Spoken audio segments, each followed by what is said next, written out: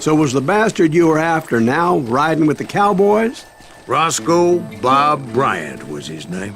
Oh. But no, this time it was a different bastard I was after. The aforementioned Mr. Ringo. And yes, he was working for Old Man Clanton. I came upon them robbing a stagecoach, which wasn't surprising, being they were such murderous thieves and bastards. The bandits wore red scarves, so I knew they worked for the old man. Over there! There!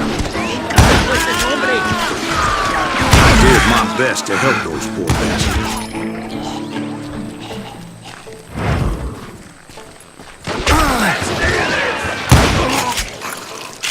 Moments later, the attackers were dead, and I checked the stagecoach to see how many passengers were still breathing.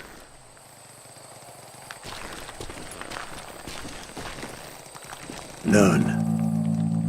It was then I wondered if the rocks weren't hiding more bandits. Was that all of them? Or did I just hit the rear guard? I quickly got my answer. They attacked from on high like Apaches often did.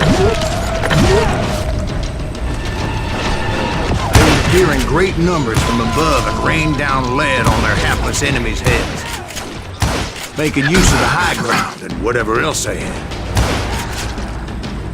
Yep, the Apaches always appeared out of nowhere, and there never seemed to be an end to them. Hold on. Were you attacked by Apaches?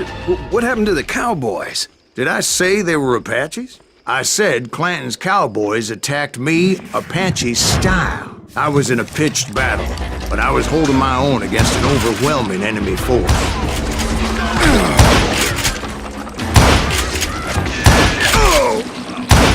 See, at the time, I was still pretty green, but often blunder into regrettable situations. But I just kept shooting at anything I could see up in those damn rocks. I didn't see Ringo, but I knew he was with the cowboys. He and Roscoe Bob had done me a dreadful wrong, and I was determined to have my revenge. But to get to Ringo, I knew I'd have to fight my way past these other assholes first. He's getting away! Unfortunately, I was running out of ammo. Another perfect example of my relative inexperience as a hunter of men. I immediately knew that a tactical retreat was called for, as my vengeful fury was much less impressive without the bullets to back it up.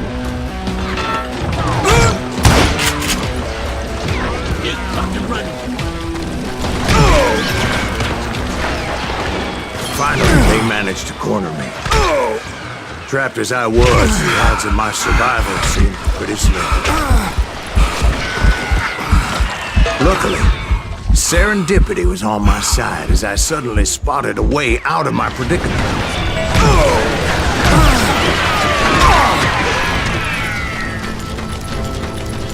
Hard to hit a moving target! I ran ahead as if the devil himself was after me. Bullets were whizzing by my ears, but I wasn't about to roll over and die.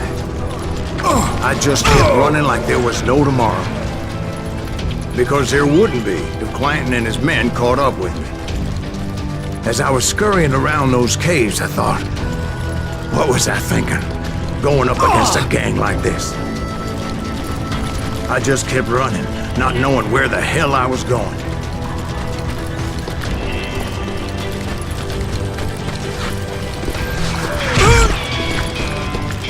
And that's when something miraculous happened. Like manna from heaven, I found the desiccated remains of what looked like an Apache warrior. The old weapon next to him supplied me with some much-needed ammunition.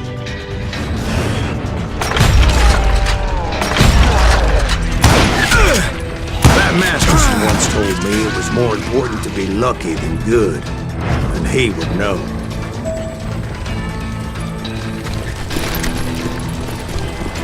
And imagine my surprise when I found a fistful of dynamite to go along with that ammo. That stroke of good fortune evened the odds and bolstered my confidence. It was time to turn the tables. Time for the prey to become the predator. Time for the hunted to become the hunter. time.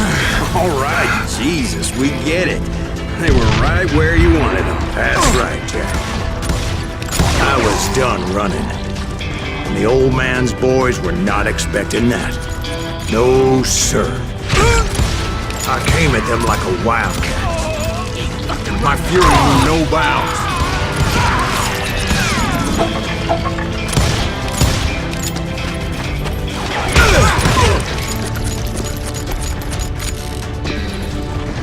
Where's he going? It was finally time for that old man to pay for his sins.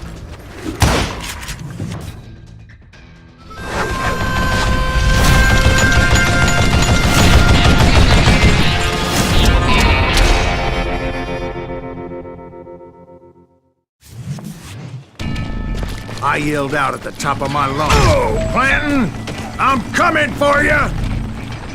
A little stealth might have made more sense, to be perfectly honest. Because that old fool had a Gatling gun and enough bullets to last him till kingdom come.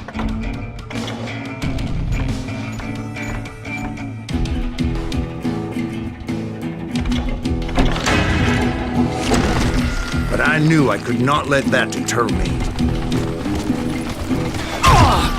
Not if I was to find and kill Ringo. Damn, I gotta reload. I needed to get that old man off that gun.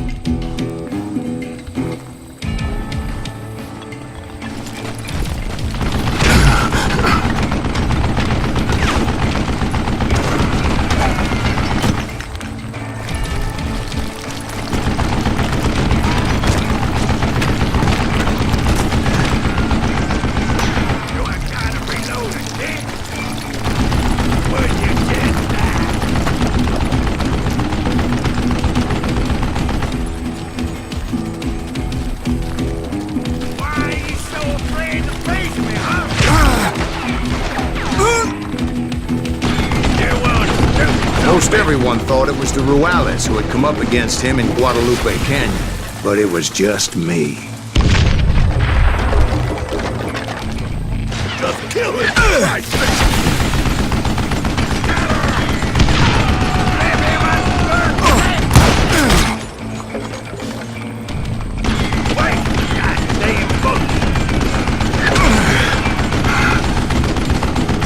Contraption jammed to death! Look at you, you yellow belly hiding sapsucker! Got the trouble! I don't know how I'll live this long!